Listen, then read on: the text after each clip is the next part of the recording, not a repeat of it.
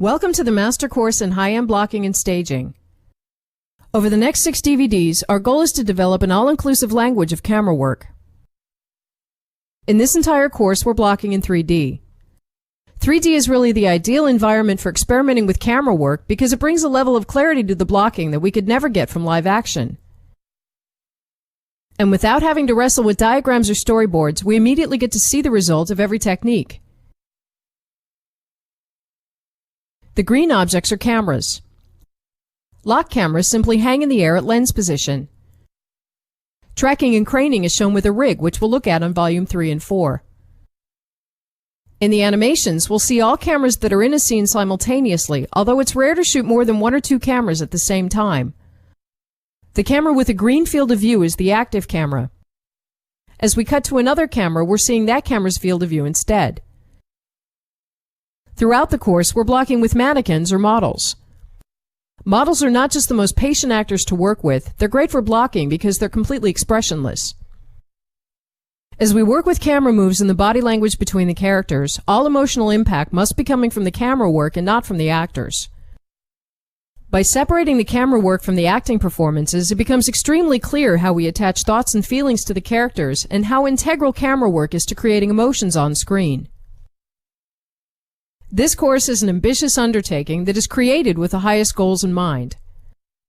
The course is based on the assumption that real mastery comes not from knowing a few hot moves, but from having a deep understanding of every single technique. So what we'll try to do over the next 6 volumes is break down camera work into as simple components as possible and then put it all back together. The difficulty in making a course like this is that everybody knows different techniques, so in this course we'll attempt to cover literally everything there is to know about camera work from the ground up. This means that there will undoubtedly be plenty in here you already know, especially in the beginning. When that's the case, simply take it as a refresher. The course was originally intended as simply a collection of every conceivable technique that one could watch again and again to make every technique completely automatic and second nature. Often, as soon as we're on the set, confusion takes over and the blocking becomes reduced to a series of scattered cameras that we hope to stitch together in editing. In order to avoid this blindness at the last minute, we need to not only know every technique, but to know them so well that we can use them without really thinking about it. So after watching the course, it's suggested to watch it over and over, with or without sound, to hammer in techniques until they become automatic. On Volume 1 and 2, we're dealing with stationary blocking, where we'll try to do everything we can without moving the camera. On Volume 3 and 4, we work with the moving camera and develop a comprehensive language of camera moves. On Volume 5 and 6, we develop an effective blocking method that produces excellent results for the vast majority of scenes and put everything to use by staging a lot of scenes. The ultimate goal of this course is to make directing as intuitive and playful as possible, which is ironically best achieved by having extremely strong technique, far beyond what is necessary. The purpose of this course is never to create a rigid or boring set of rules that must be followed, but to get the power that comes from knowing literally every technique in depth. The underlying assumption is that you'll take everything in here and use it how you want. With that said, let's start by running down some basics.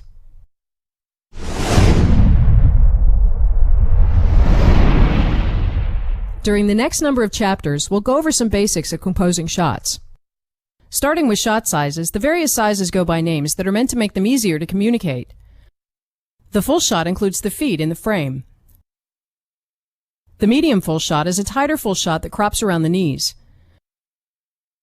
The cowboy shot is framed to include a cowboy's gun, a carryover from westerns. The medium shot cuts just below the waist. After this, we have a couple of close shots. First, the medium close shot, which cuts just above the waist. And then the close shot, which cuts by the character's breast area. Above this, we have a number of close-ups. First, the wide close-up, then the full close-up, then the medium close-up, and finally the extreme close-up. Too much credit is given to these names because they aren't exact and most people don't agree on what they mean or even use the same words. And if the character needs to move, which he usually does, the terms become meaningless. So all shot sizes are sort of. Here we're sort of in a medium close. A quicker and more precise way to communicate shot sizes is to simply walk over to the character and physically show the top and bottom of where the frame should crop. When picking shot sizes, a useful convention is to avoid cropping characters at leg joints. Here we're cutting him off at the knees, which can make him look amputated. So let's crop him in the middle of the thighs. If we need to be any wider, it's better to go to a full shot because cropping him in the middle of the calf tends to make him look like he's standing in something. And the same happens when cropping at the ankles. When we have the choice, this whole area is the least forgiving place to crop and makes sense to avoid. We simply pick shot sizes based on how identified or intimate we want to be with the character. If she's deeply personal and open about her feelings, we don't want to be this wide. And if she's talking about something ordinary, we don't want to be this close unless it has very personal meaning. Being too close can feel severe if we don't know a character because intimacy takes time.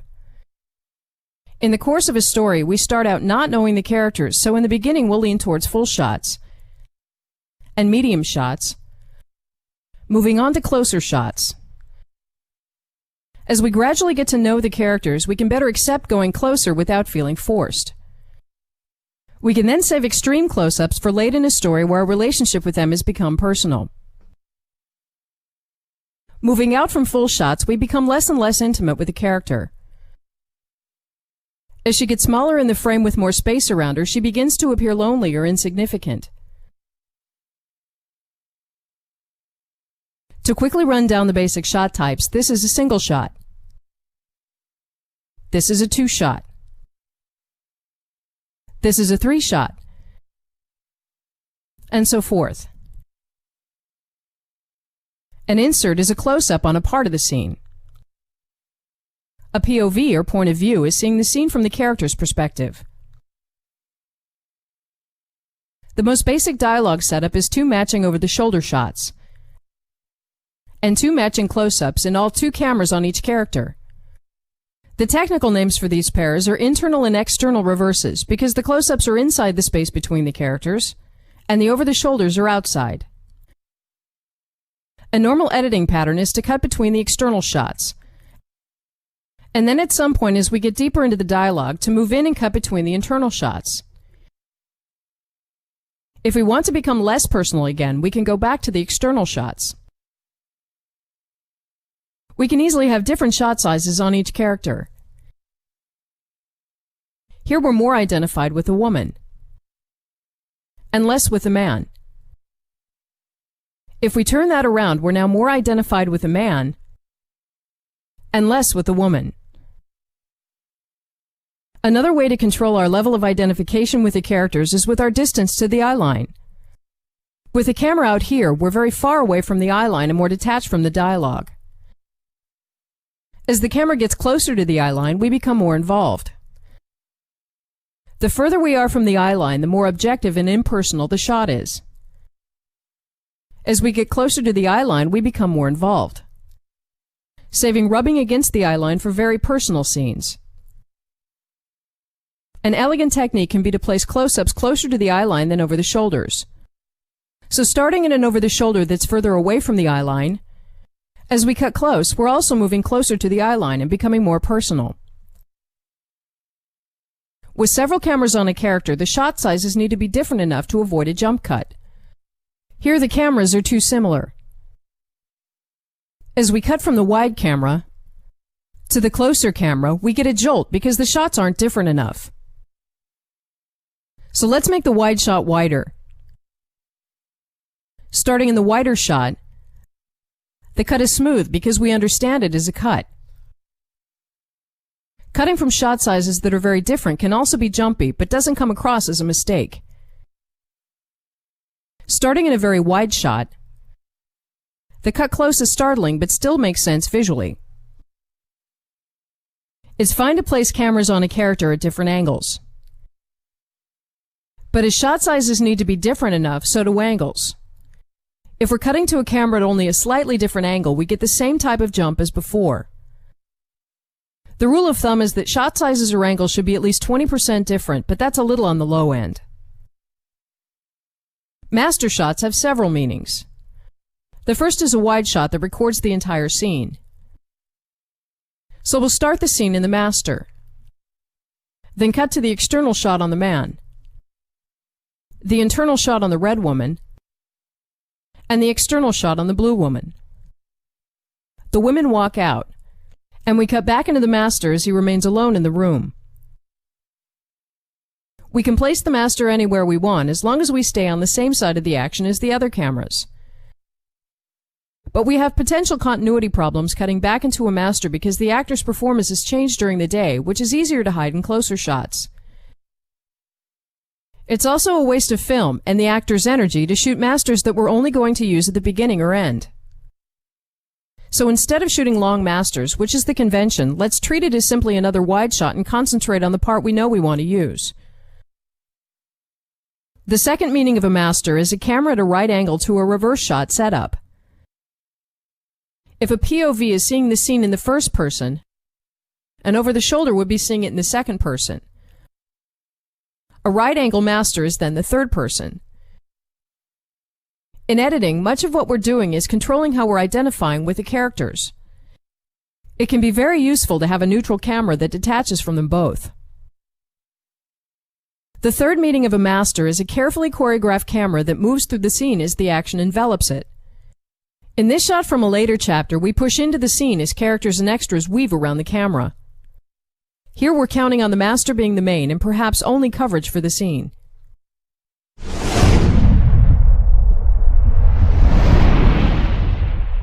Shot size comes from either the distance between us and the characters or from the focal length. Focal length, or zoom, is the angle of view. In this oversimplified drawing, light enters the lens and is projected onto a frame of 35mm film. When we zoom in, what we're really doing is moving the lens further away from the film, which narrows the angle of view. So this is called a long lens. A wide angle is created by moving the lens closer, which widens the angle of view. So this is called a short lens. If we're fairly close to the character with a short lens, we can produce the same shot size by setting up the camera further back and using a longer lens. As we cut between these two cameras, the shot size is identical, but the perspective is very different. Focal length makes an enormous difference in the relative sizes of characters or objects. Here we're in a regular over the shoulder, but as we pull back and zoom in, the perspective becomes much flatter and the characters seem to have the same size. This is called compression of space and is as fundamental a choice as shot size. In the closer shot with a wide lens, the distance between the characters is the same as the distance from the red man to the camera. But with the camera further back and a longer lens, the distance between the characters is only a fraction of the distance to the camera. So in comparison to the distance to the camera, the distance between the characters is almost nothing. The first thing focal length does is control the closeness between the characters. This is a sliding scale. If we zoom out and move closer, the characters seem further apart. If we move far back and zoom in, the characters seem closer together. Secondly, it allows us to see the world in a different way than the human eye does. If we want a shot to look like reality, we'll use a lens that has the same angle of view as the human eye, which on 35mm film is around 50mm. But we make shots much more interesting by deliberately staying away from lenses that mimic the human eye. Here we're using a 25mm lens, which creates more distance between everything in the scene and the illusion of a larger location. Here we're using a 120mm lens, which creates a tighter atmosphere and singles out the characters we're interested in. Being wider or longer than reality is the easiest way to create production value because the image becomes an interpretation instead of a recording. Thirdly, long focal lengths suppress our understanding of the layout of the scene, which can be an effective storytelling tool.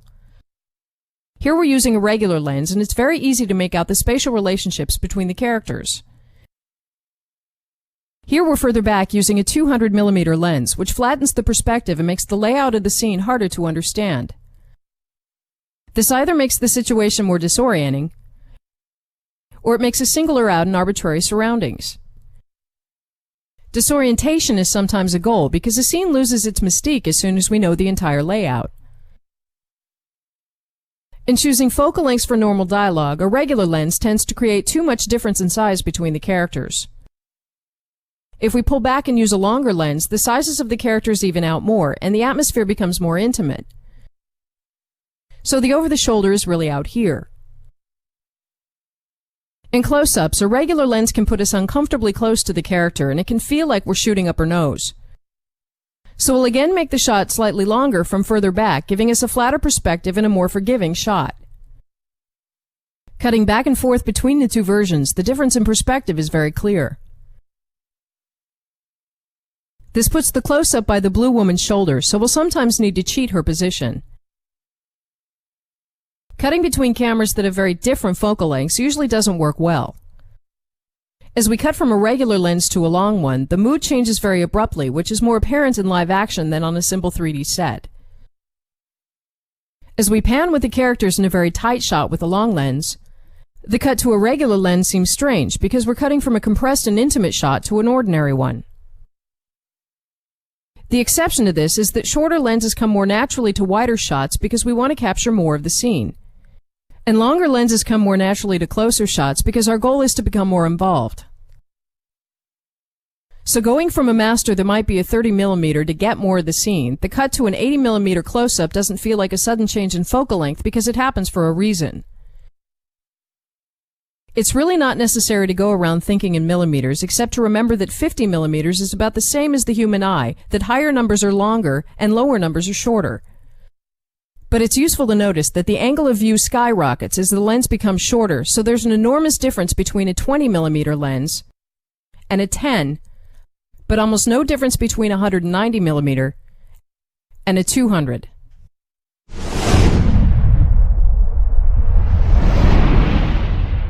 In this chapter, we'll look at a couple of basic framing techniques that are worth making into a habit. The first is dividing the frame in thirds.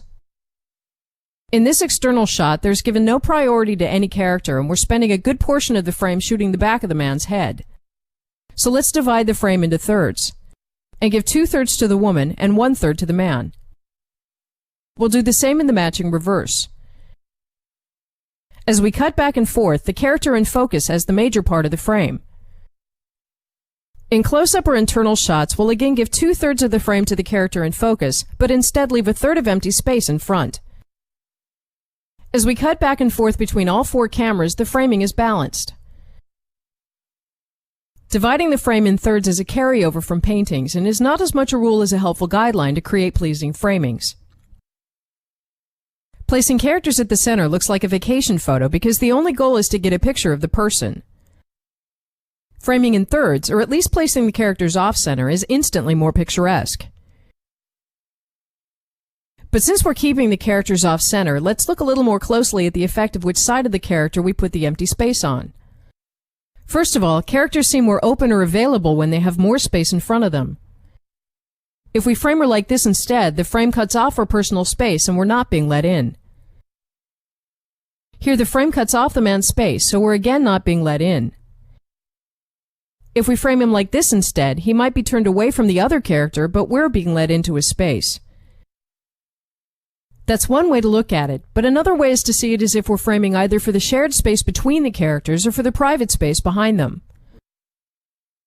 Framing for the space between the characters creates intimacy. As we cut between the man and the woman, they seem normally involved with each other. If we frame for the space behind the woman, she seems to reject being part of the shared space, while the man is still part of the shared space. If we also frame him for the space behind him, they're now both rejecting being part of the shared space.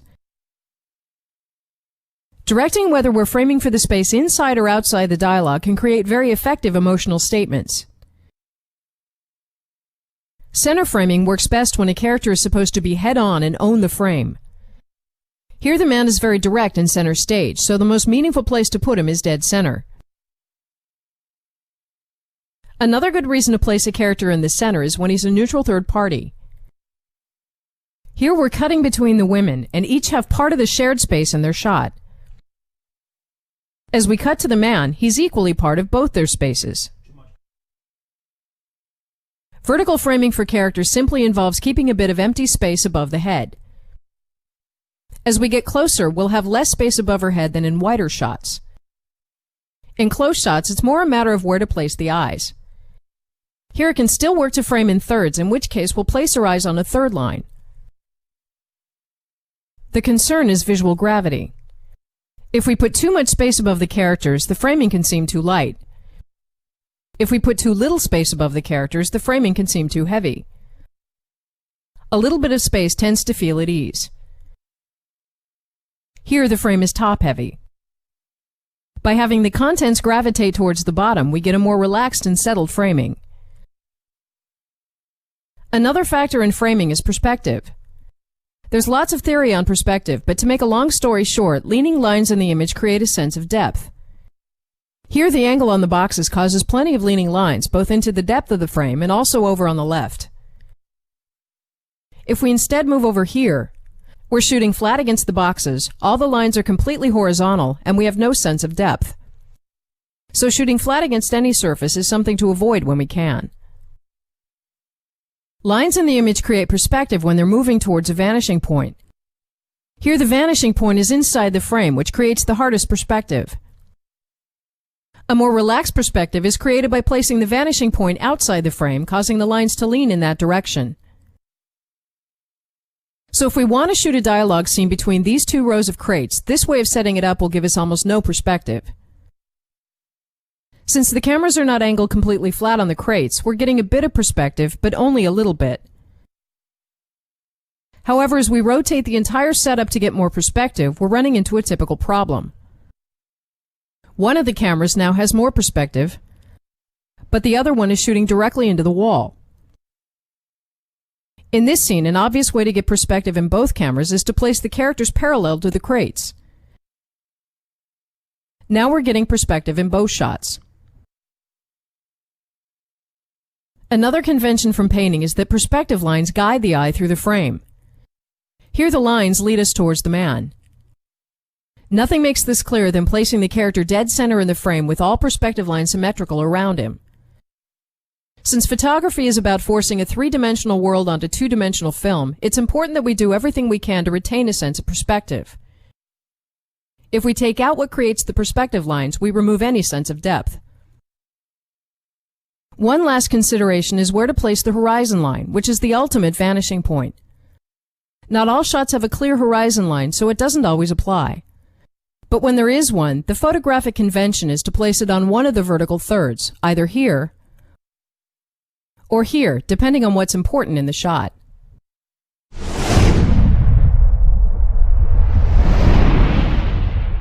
In this chapter, we'll look at the effects of camera height. It's a common notion that placing the camera lower makes a character look big or superior, and placing the camera higher makes the character look small or inferior.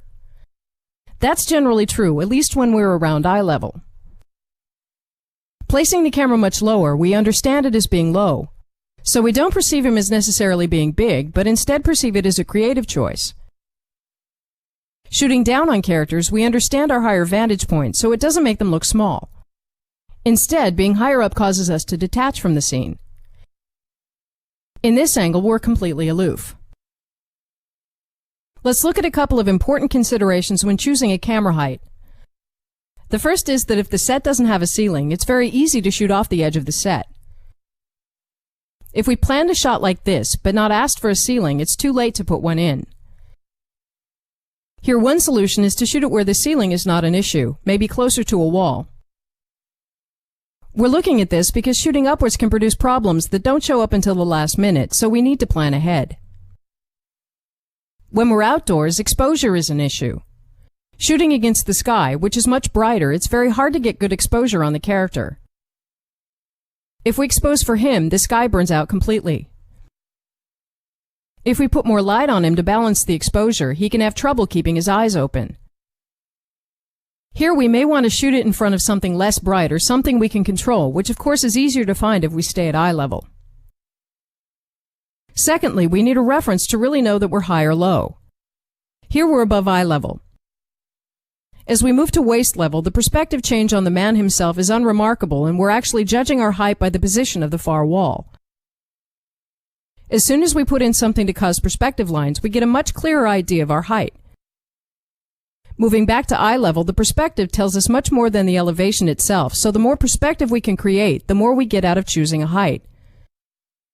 Another way to bring in a reference is with foreground.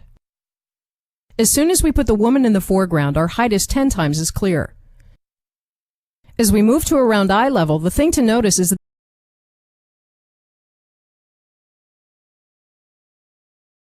we're at waist level. It's not until we're very low that the perspective on the man himself is noticeably different. Here, the foreground and the leaning lines together create very powerful perspective. One last way to judge our height is by the horizon line if we have one.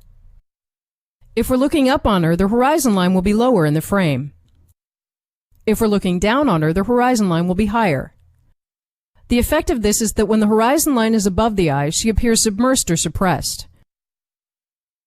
When the horizon line is below the eye, she looks freer and more in command. In choosing a camera height, eye level is naturally most like reality. But it also produces very ordinary and documentary images, so that in itself can be reason to stay away from eye level. But if we're at eye level, we're also always tilting downwards.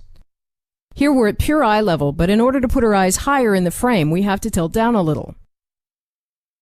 So seen from the side, we're shooting downwards. In order to more naturally place our eyes higher in the frame, we should be lower and more level.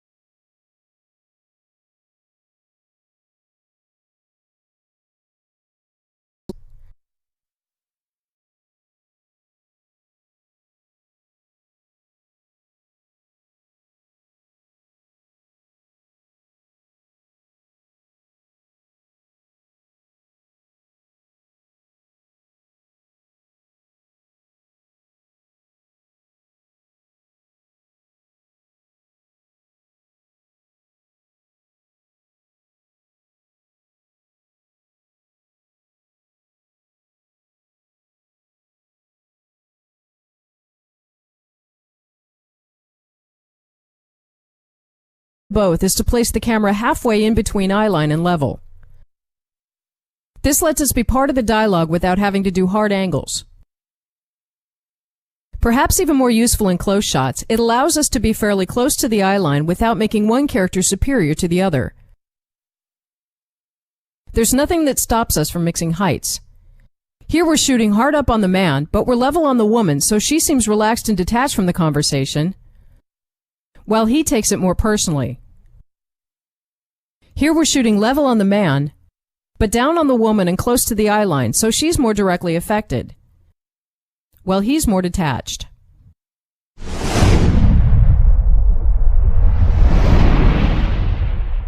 Most people are familiar with the line, or the 180-degree rule, so let's look at it for the record. Simply put, once we pick a side of the action to be on, all cameras to cover that action need to be on that side. The line can be the eye line, but not necessarily. Here one character is facing away, so the eye line doesn't apply. Instead, we'll say that the line is created by attention, either between characters or between characters and objects. Honoring the line is essential to maintaining the understanding of scene geography that's created in the viewer's mind when we cut between shots, and it's a rule that it almost never works to break. So let's look at what happens if we do it wrong. We'll put one of the cameras on the other side so that we're jumping the line every time we cut. Starting in this camera, we're fine, but as we cut to the other camera, the characters are flipping positions and we've lost all orientation. Expecting action to be covered from the same side is so ingrained for all of us that one of the only uses for jumping the line is to deliberately trick the audience. Here the woman hears someone by the door, so her attention goes in that direction, putting the line here. We'll then set up another camera on the other side to cover the man walking over. As the woman looks, we're expecting the man to be entering from the left. But as we pan with him over to the woman, finding ourselves on the other side of the line is startling. With only a couple of characters and no movement, it's easy enough to know which side of the line we're on. So let's turn up the heat to see why line management is so important. In this scene, which is not unrealistic, we have a lot of dialogue crisscrossing the scene as well as several characters moving around. First, the red man talks to the blue woman, so we'll put in two cameras on this side of the line. Then he talks to the red woman, so we'll put in two cameras here. Where in this camera as he walks to the red woman, so this camera is now on the wrong side of the line. As the man in the suit joins the conversation, the cameras we put in for that have to be on the side we're already on. Where in this camera as the red man turns his attention to the blue woman, so staying on the same side we're currently on will create an internal reverse on her. As she turns her attention to the man in the suit, this camera's still good. And these cameras just became valid again. But we can't cut to any of these cameras. As we go on, we have more and more lines to be aware of, and each line decides which cameras we can and can't cut to. As we add moving cameras to the equation, the scene can potentially become uncuttable unless we develop a keen awareness of where the line is at all times. We need to be able to solve situations like this at the snap of a finger, so we'll work quite heavily with line management on these first two volumes. For now, let's take a quick look at the major techniques for managing the line and then cover them later in more detail. The first important distinction is that the only problem is cutting across the line. It's fine to cross the line as long as we see it happening.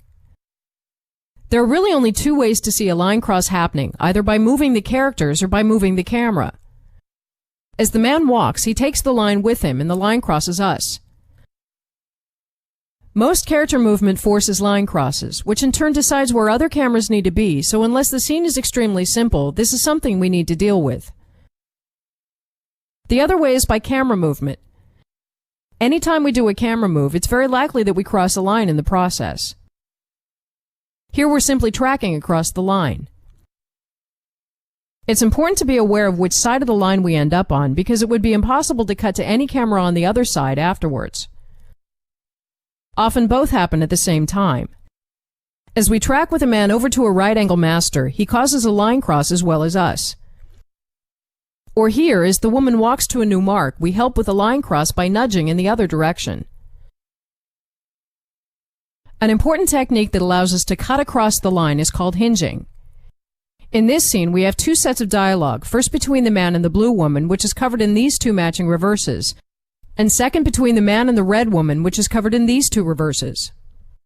We can't just cut between the cameras at random. If we're cutting dialogue between these two cameras, cutting to this one would cross the line. So to activate the other line, we hinge the cutting on the camera for the new dialogue that's already on our current side of the line. Now on the other line, we can cut to the reverse. To get back, we again go through the hinge camera and we're free to cut to either camera on the original line. The hinge camera is our bridge to the other line, and we need to go through it to get back and forth. Here we've been cutting between the man and the blue woman. As we cut to the hinge camera, we activate the other line, and then travel out the line to the reverse. We then go back into the hinge camera, and hinge back onto the original line. A less useful but still noteworthy way of cutting across the line is to cut through a camera that's placed exactly on the line. As soon as we're directly on the line, we've lost any reference to which side we were on, so either of these cameras is a good cut. Starting to the left, we cut to the camera exactly on the line. Since we're now neutral, we can cut to any camera. A distinction that perhaps goes without saying is that we only need to manage the line within the scene. If we're on this side, and then cut away to a different scene, when we return, we're free to start on either side of the line, but then of course have to stick to that side. Besides using these techniques, the easiest way to make line management simpler is to clean up as much as possible before we even get started. The first way to do that is to filter out the characters we don't care about. As soon as the view is less cluttered, it becomes much easier to keep track of which lines we need to be concerned with, and it's usually fewer than it looked like before. The second way is to decide on a major coverage angle. If we don't do that, we'll basically have to put in cameras for every position of every line throughout the scene. Deciding to generally cover the scene in this direction increases the likelihood of a camera staying useful as the line moves around. The extreme of this is sitcom or soap opera blocking, where all cameras are outside the scene and pointed in more or less the same direction, which of course is not our goal. But first deciding on a general shooting direction is much easier to build from.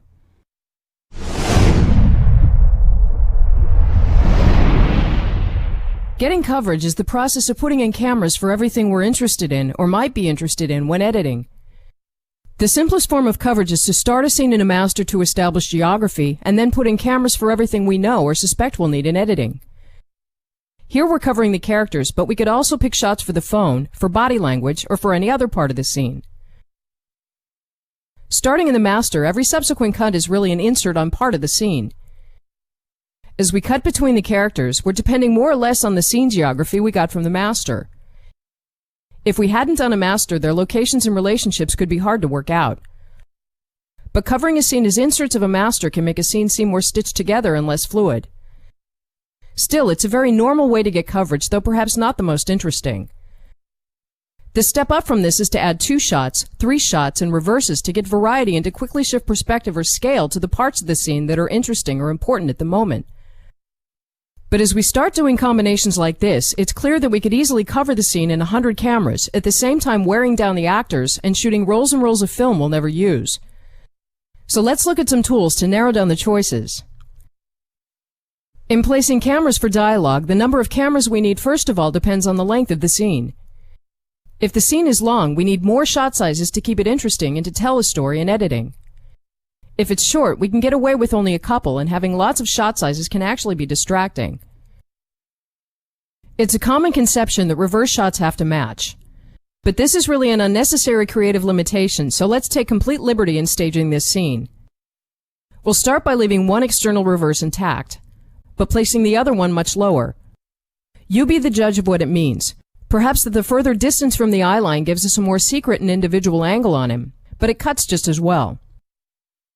Here we're normal on the man, but we're at a right angle on the woman, so the shot on her is further away from the eye line and more separate. Here we're again in a low angle in this reverse, and behind the man's shoulder in this reverse. The point is that getting perfect matching angles is not necessarily a big deal, and this can help us save some cameras. If we make it a goal that instead of covering every possible combination, we select fewer shots that capture more of the action, the coverage is not only more optimized, it's easier to deal with. Here we could easily cover the scene in 10 to 15 cameras. Let's instead place 4 cameras, first an internal reverse on the blue man, then an external reverse on the red woman, a shot that frames the blue man with the man in the suit, and a shot that frames the 2 women.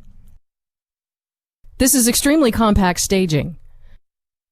The shots aren't framed ideally, quote-unquote, but there's plenty of coverage to cut a scene from, and there's more information in each shot, so the cameras stay interesting for longer. For a close-up on the red woman, we're using this shot, which serves double duty for later.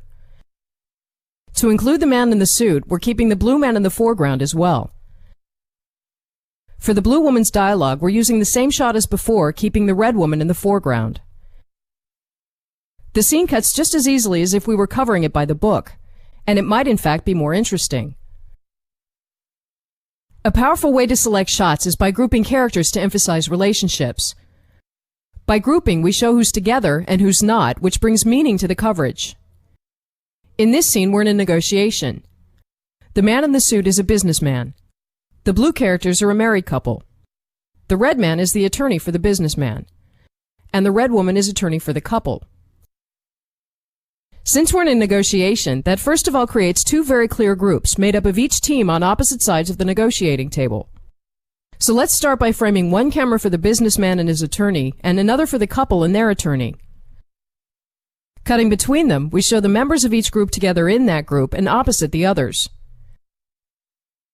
Every shot can be a different grouping of the same characters.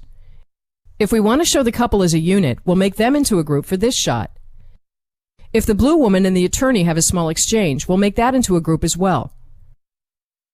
Grouping characters together shows relationship, whether it's a positive or a negative one.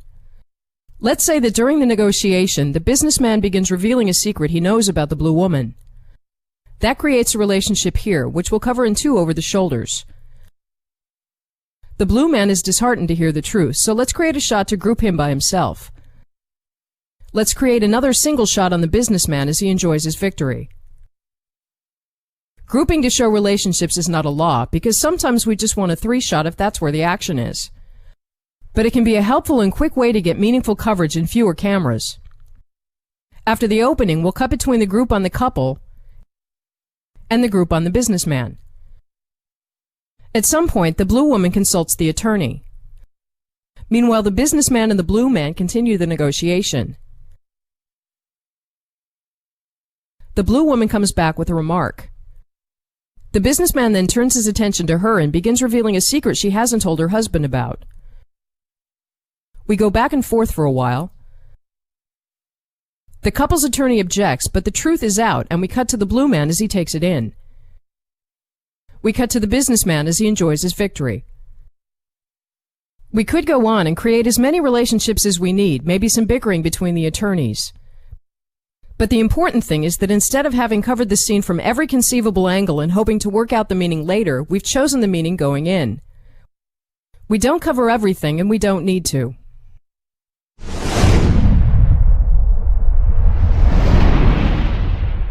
Spatial continuity is the technical name for the understanding of the scene's layout that's created in the viewer's mind when we cut between shots. From the various cameras that make up the coverage, the viewer depends on being able to mentally stitch the scene together. Here, the two shots glue together and create the illusion of continuous space, with the woman to the left and the man to the right. But in this case, the choice of angles made us construct the wrong mental model of the scene. The characters are really seated back to back. So let's look at some ways to create spatial continuity. The easiest way is to start in a master. Coming from a complete overview of the scene, the geography is so clear that it almost doesn't matter what we do afterwards. We can sometimes even cross the line. That's the classic reason for starting a scene in a master, but starting in a master has some significant drawbacks which we'll look at in the next chapter. Honoring the line can by itself be enough for the spatial orientation to make sense. When we cut to different cameras on this side, it only takes a moment to deduct from our mental model where we've moved to. So let's look a little more closely at why the line works. No matter where we place cameras on this side, the red man will always be to the left and the blue woman will always be to the right. Even cutting between tied over the shoulders where our angle is changing nearly 180 degrees, the man is to the left and the woman is to the right. So the mental model is really made up of knowing what's to the left and right. The problem is that if we're suddenly on the other side of the line, the man is now to the right and the woman to the left. In the few seconds it takes us to rotate our model and figure out where we are, we're not paying attention to the story and we experience a distracting jolt. But in the first example, we were honoring the line, yet we still misunderstood the geography. The reason is that we were keeping the space in front of the characters even though they were seated back to back. We've come to automatically expect the space in the shot to be part of the shared space between the characters, and since we didn't know better, this led us to assume that they were sitting in front of each other. If we instead frame the shots like this, the space really is the shared space, and the scene makes perfect sense without any other aids. An effective way to maintain spatial continuity is to create overlapping groups. Here we'll create one shot that groups the man and the red woman, and another that groups the red man and the blue woman. When the shots we pick contain elements that are visible in other shots as well, it's very easy to mentally piece together the scene. This is called pivoting because the editing revolves around a character or an object. Here we're using the plan as a pivot, so it's visible both in this shot and in this shot, and again as we cut to the woman in the middle. So the layout of the scene is reasonably clear. Here we're pivoting on characters in the background. With reference in the first shot, it's fairly easy to deduct where we are in the second. Hopefully we concluded that the characters are staged like this. In this scene, we'll again forgo a master and first pivot around the blue man to this shot. Then pivot around the woman to this shot, and then to this shot. As we play through it again, even though we're zigzagging through the scene, the layout is clear because one character is always the common denominator. It works the same backwards. With no other references in the scene, the spatial continuity is coming directly from the pivoting. Depending on how we place the cameras, pivots behave in two very different ways that are important to recognize. When we're pivoting around an object or a character in the middle, that object will jump from side to side in the frame. Here the object is an inconspicuous plant, but if it were a large object, it could get annoying. Here we're pivoting around the character in the middle. He also jumps from side to side, but since we're clearly going between two groups, it seems to happen for a reason. When we're rotating around a character, we're more inclined to keep him in the same part of the frame. Here the blue man stays on the right side. Here the woman stays on the left side.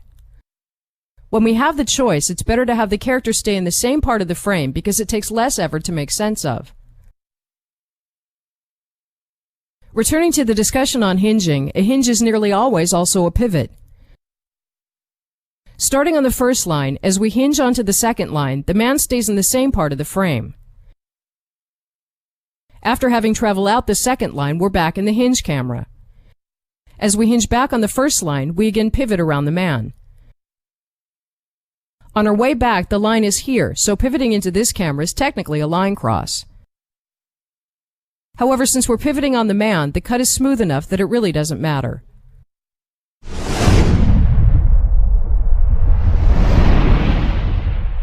One of the most powerful ways to make a scene interesting is to control the order information is presented in. To do that, let's first look at the concept of open and closed framings. An open framing is a framing where we don't have everything we need to understand what we're seeing.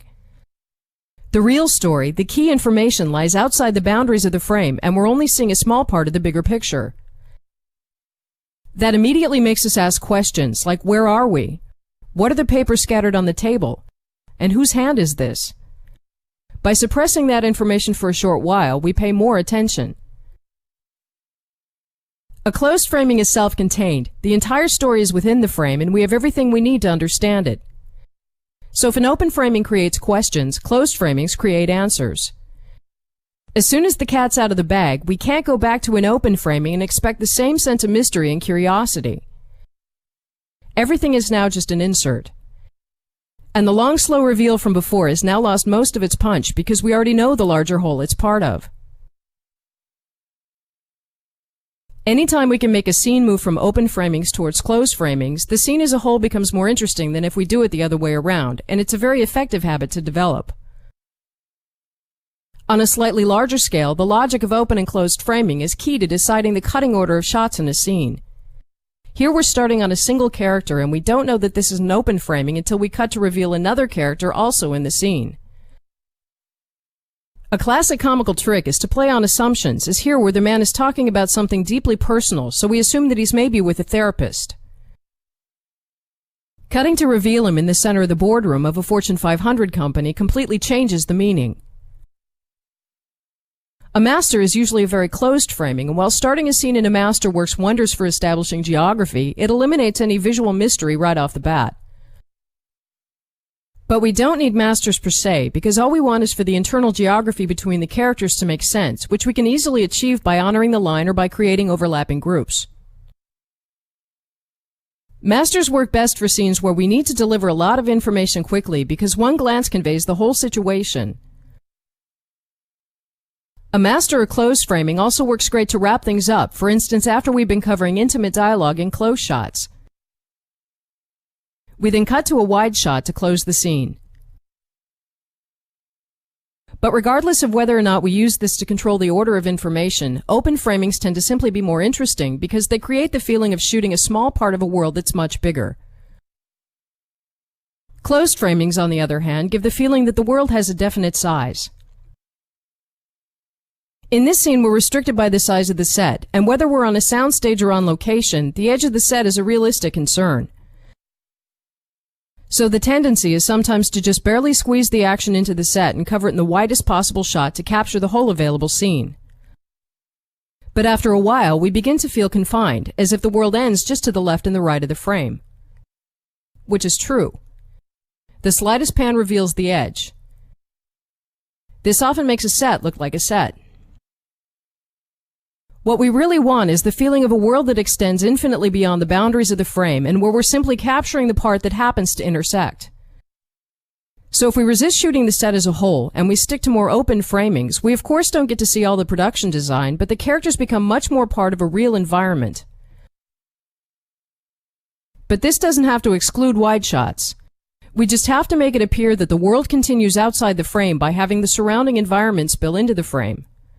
So we'll rearrange the set or deliberately bring in things to be cropped, starting with a table, a counter in the background, some foreground, and by placing some extras over the edge of the frame, making the scene part of a limitless world. Open framings are also useful when we need to make a few characters look like a lot. Here we want to make 15 extras look like a crowd, and using a slightly wide-angle lens, the framing is about closed. With all the extras in the shot, we get the feeling we're seeing exactly 15 extras and not a crowd. If we tighten the shot, they spill over the edge, but it still feels like we're seeing the whole thing. What we should do instead is create an intensely populated shot with enough spill over the edges that we believe the environment looks the same. So we'll start by staging the characters deeper and closer together, and use a longer lens which automatically makes the frame more open, at the same time compressing the space. We then make sure to fill in any gaps around the edges so the world is infinite. With crowd sound effects added, this can be quite convincing. Finally, open and closed framings can effectively be mixed within a single shot. Here the man is waiting to talk to the woman about a serious error in some paperwork. So the framing is closed on her in the papers, but open on the man, and we don't know what state of mind he's in. As we crane up, we gradually find out.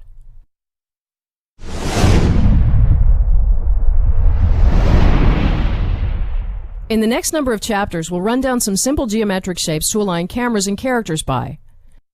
These shapes are not goals by themselves, but they can be an aid in structuring coverage because once we spot a shape in a scene, we have a set of techniques ready to go with that shape. Placing cameras at right angles can be a useful alternative to over the shoulders when the characters are standing at angles to each other. As we cut between the cameras, each shot is a frontal view of the character in focus and a side view of the other, making each shot personal to each character. Putting the cameras out here, we're doing the same thing, but from outside the action. The side view is now the main view on each character. Whether or not to stage in right angles is a style choice, but it can be effective when characters are also arranged in right angles. This happens surprisingly often. Here the man is trying to communicate with a woman, but she's keeping to herself, so let's put in one camera for her and a right angle camera for them both. Let's do a close shot version of the last camera as well. Starting in the single shot on the woman, this layout gives us very expressive coverage to edit from. The main benefit of right angle cameras is that they very naturally isolate characters and can make shots more individual. Outward cameras are placing cameras outwards from a central point. This can be a manageable way to cover scenes that easily have many lines like this scene where the characters are sitting around a table. The philosophy is to aim all cameras out from the center, but in reality we'll be backing up most of the cameras to get a better framing. So starting with a shot on the man in the suit, we'll put in a camera for the women and one for the men. Let's also do a camera on the blue woman and one on the blue man. Since we're staying within all lines, the coverage makes sense, at least in theory. Practically, cutting between 360 degrees of cameras can sometimes feel like we're twisting our necks. For that reason, it can be a good idea to limit the arc in editing and never cut around in a full circle. So we'll avoid cutting from this camera to this camera. Instead, we'll hinge on the man in the suit to get back and forth, as he seems to be the moderator in the scene anyway. As in choosing a major coverage angle, starting coverage outwards from a central area is a good strategy because it creates less line issues. With parallel cameras, all cameras are shooting in the same direction. This produces very two-dimensional coverage that can be a style in itself. Parallel cameras can work great on a limited set that doesn't allow a lot of freedom to pick angles. Here we really only need a back wall. But since every shot is from the same angle, spatial continuity is harder to maintain. Keeping the space consistently in front of the characters helps. We're keeping the moderator in the center, which also helps. We've additionally set up some cameras to create overlapping groups. In a scene like this, where spatial continuity is easily a problem, it can be a good idea to shoot a full master because the ability to cut back into a master at any time will be useful in editing.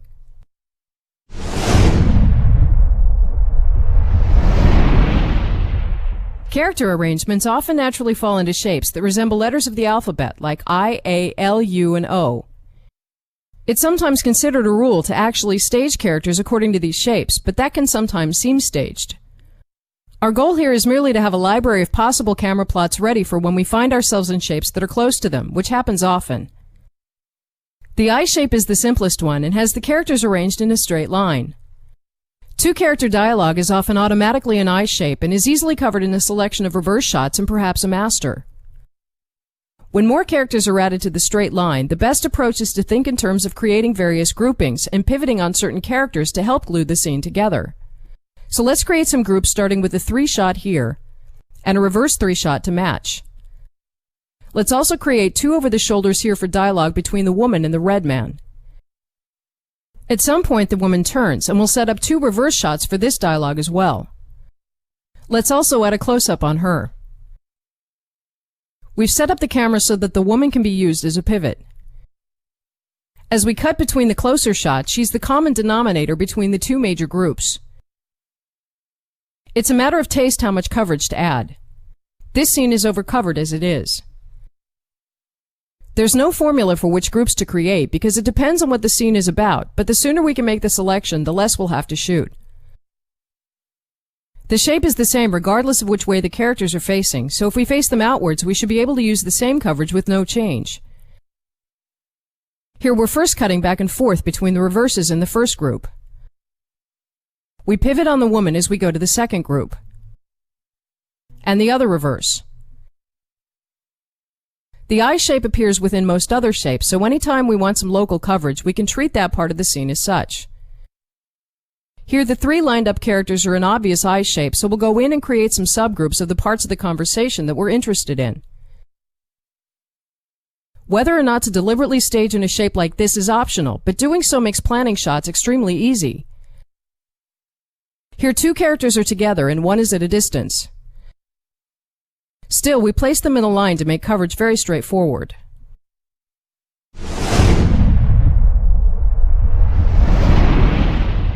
The A shape consists of 3 characters arranged in any kind of triangle and is a shape that appears in one form or another in the vast majority of scenes. So it's extremely useful to have camera plots at hand for it.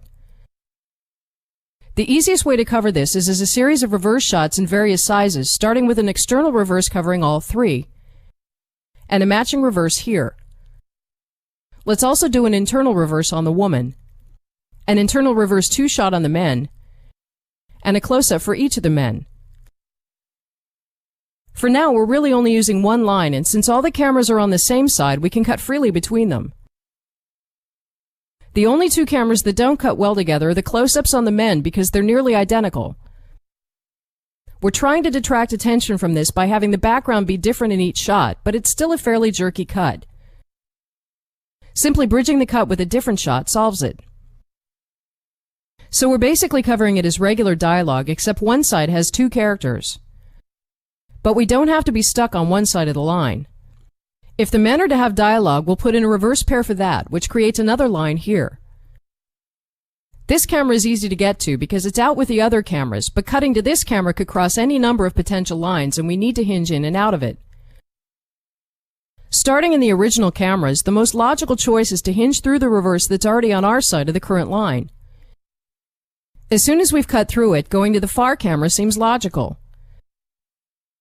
For getting back out, all of these cameras are technically on the right side of the new line, but since we still remember the previous line, it's better to hinge back as well. So starting in the far camera, we go back to the hinge from where we can cut to any of the original cameras. But the scene actually has some built-in hinges already.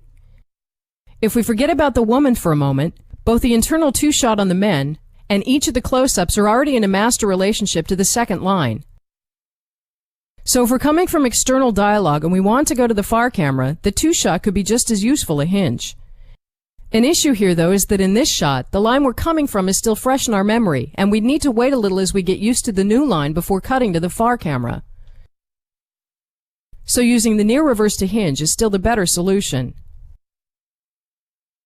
With the A shape a little wider, we're likely to want to do dialogue between the central character and each of the other characters. The simplest way to get them covered is to place 3 internal cameras outward from the center, which will allow us to cut the scene in any order. But doing external reverse pairs is a little trickier.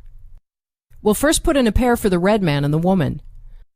We're placing the pair on this side of their line so the internal cameras can work as close-ups, but also because it keeps us inside the action. If we'd put the cameras out here, we'd separate the two characters and the dialogue would be more private. Out here, we wouldn't be able to use the internal cameras. Let's place another reverse for the two men, also inside the action. The easiest way to connect all the cameras in the scene is to use the red man's close-up as a hinge. From here, we can get to all the other cameras. We get easily into the external shot on the woman, the reverse on the red man, and back into the close-up. We get easily into the external shot on the blue man, the reverse on the red man, and back into the close-up. Since these two cameras are on the same side of both lines, we can also go directly between them. Cutting between them, the red man switches sides in the frame, but since we understand it as two overlapping groups, it makes sense. Going between the two other external reverses naturally won't work. Starting in the first one, the jump across two lines is very distracting. But let's go ahead and look at what happens if we place one of the reverse pairs outside the dialogue.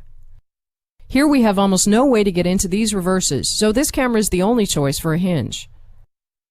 From the hinge, let's look at the two only cutting options, starting with this one. We'll then be pivoting on the red man to the similar reverse on the woman. He stays in the same part of the frame, and the two other characters simply replace each other. This can get jumpy if the shots don't look different enough, so let's bring in some background. Pivoting back, the cut makes more sense, but can still be a little on the edge because the shots are so similar. Hinging to the other reverse is a smoother cut, but causes us to leap around more, which can sometimes be startling as well.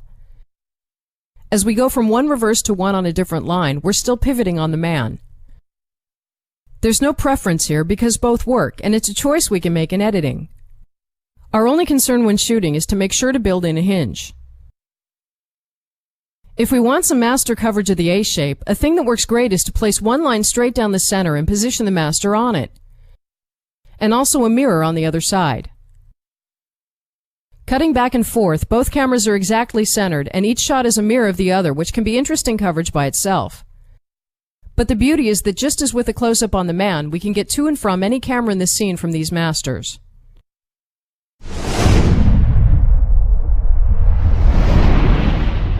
The L shape is a variation of the A shape where two characters are lumped together and one is further away.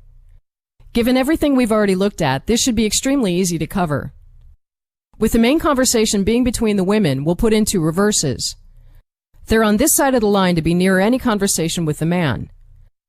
This camera will probably be our hinge, so we'll put in an internal shot on the man on this side of the line. Let's also create an internal two-shot on the women to mirror. When the conversation turns to the man, if the red woman is mainly doing the talking, we'll put in a close-up on her to mirror his close-up directly. If this is a short scene, we've already overcovered it, but let's top it off with an external reverse here and an external reverse here. So starting in the external reverses between the women, we're cutting back and forth since this is the main dialogue. Out in the hinge, we suddenly cut to the close-up on the man as he makes a comment. In the two-shot on the women, they turn to him. Here we do a bit of external reverse dialogue between the two groups. At some point, the conversation becomes more personal between the man and the red woman, so we cut between his close-up again and her close-up. Back in this external reverse, the women stand for a bit, then again turn to each other. We cut back into the hinge. And then the reverse on that line.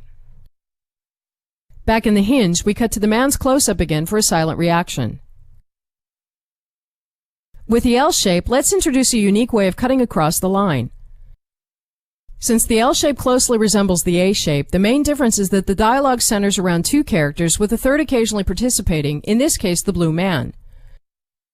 With two internal reverses on the red man and woman, we'll put a third camera for the blue man out here, still on our side of the line, and a close-up on him as well.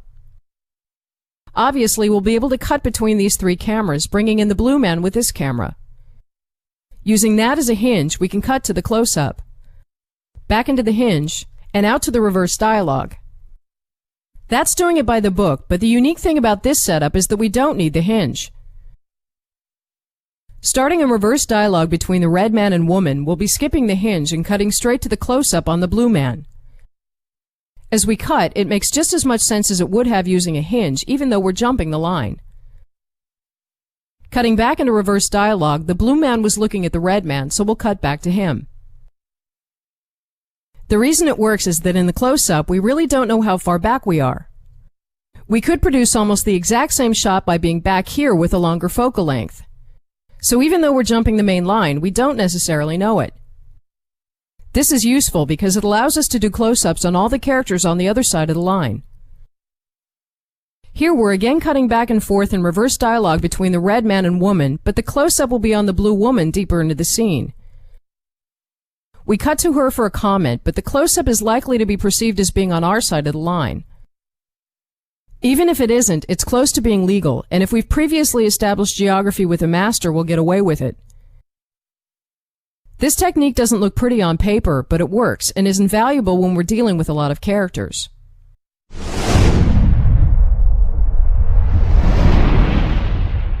In this chapter, we'll look at the U, I, and O shapes, which are very similar and can be handled using identical techniques. The U shape has two rows of any number of characters and one center character to complete the U. If we remove the center character, we're left with two I shapes across from each other. If we bring him back and add a character at the other end of the table, we have a full circle or O shape.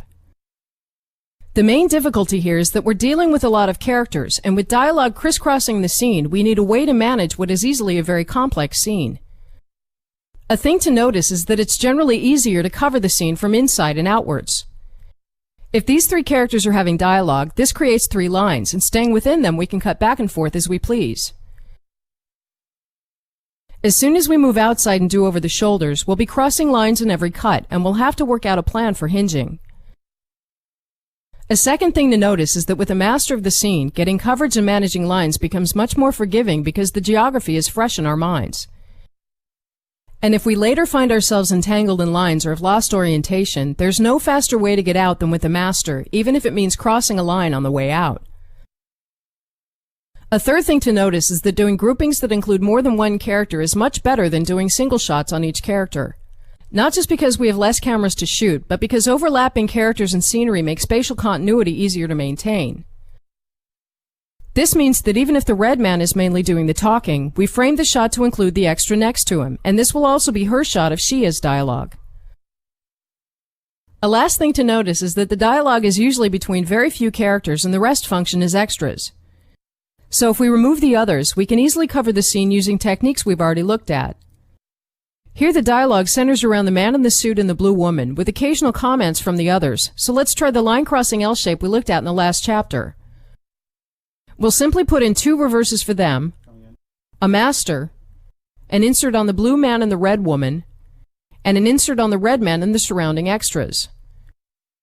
Starting in the master, we'll cut to one reverse on the main dialogue, and the other. Then sneak across the line to this shot, and to this shot. Back in reverse dialogue, and so on. Finding a shape based on the characters that really matter quickly gives structure to the coverage, and adding all other cameras according to these lines gives us more than enough to cover most scenes with. But let's look at a different technique that can handle any scene regardless of how complex it is. When the dialogue is all over the place, and no simple technique will solve it, the trick is to draw every conceivable line in the scene and then place cameras that work for as many lines as possible. This will temporarily make the diagram look overwhelming. The obvious lines come from dialogue. Here the CEO at the end of the table talks with a blue woman. He also talks with a red man, and with a red woman, who also talk with each other. At some point, the blue woman comments on something the red woman is saying. And at some point, the blue man comments on something the red man is saying, after which the CEO adds a remark. Other lines come from reactions, or from anywhere there's a tension between characters. This extra will have a reaction to something the red man says, which creates a line here. And this extra will have a reaction to something the red woman says. For the beginning of the scene where this line is active, we'll start with a wide over the shoulder on the woman, a close-up on her, and a close-up on the CEO, which we've placed like this so it'll work for dialogue with the other characters as well. For the main dialogue between the CEO and the red man and woman, which happens within this triangle, we'll add 2 more outward cameras, and all 3 will cut smoothly as long as we're inside the triangle. For the dialogue between the red man and woman, we'll also add a pair of external reverses, which we'll need to hinge in and out of because we'll be crossing these lines. For the remaining cameras, let's try to be a little wider to build an overview of the scene. While the red man is having dialogue with the red woman, the blue man makes a comment, so that camera will need to be between these 2 active lines. We'll put it far enough back to capture the CEO's comments, which follow immediately after. Again, back in the dialogue between the red man and woman, the blue woman makes a comment, and with these 2 active lines, the camera will need to be somewhere in this area. We'll again make it wide enough to also get some facial reaction from this extra, which would otherwise have been a separate shot. Finally, this extra makes a few grimaces during the conversation. And since we're coming from the red man's dialogue, we'll put a camera here on our side of both lines. If we now take out the lines, every camera is carefully placed to be as useful as possible. This staging layout is completely tailor-made to the scene, and if the dialogue were different, we'd have to reblock it. After we've cut dialogue between the CEO and the blue woman, the CEO talks to the red man, after which he talks to the red woman. The red man makes a sudden comment, and the woman turns her attention. After this, we cut between the external reverses, which shows their seating arrangements a little clearer. Now we want to get back to the CEO as he listens to their conversation, but we need to get back inside the main triangle first. The CEO listens. And over on the woman. Now the blue woman makes a comment. The red man says something to the red woman. Now the blue man injects a comment. The red man turns to him and responds. The extra in the shot from before sends a secret signal to the blue man. The red man makes another comment. The extra at the end of the table frowns. From here, the red woman makes another comment. The CEO turns to the blue woman. And on it goes. The technique of drawing all lines in the scene and picking cameras that fit with as many lines as possible allows us to cover scenes with even an absurd number of lines. The U shape is a very typical shape, but the way we covered it had more to do with the fact that we had a lot of characters. This is why if we take out the CEO and are left with the double I shape, another typical shape, the method is the same. Or if we occupy both ends of the table in an O shape. When the characters are very close together, we have no choice but to cover them from outside the action. What we'll look at here applies equally well to any shape, but will work with the O shape because it's completely enclosed. If we removed one character, it would be a U shape, and we would have a much easier time getting inside the dialogue, maybe start